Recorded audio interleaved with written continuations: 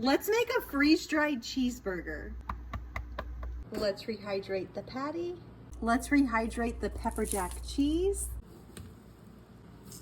And to rehydrate in the water.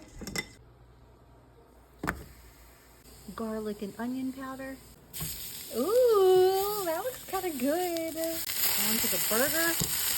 Yeah. Freeze-dried caramelized onions. We use the same water as the cheese. Get the Dunkaroos. Onto the burger. Unfortunately, I do not have any more freeze-dried buns. I've always wanted to try a burger with barbecue sauce, so we're gonna try it. You just got home at the perfect time. Dinner's ready. It's a little overcooked. This is the worst freeze-dried burger I think I've made. Right? A little crispy. A little crispy. Oh, that's pretty good.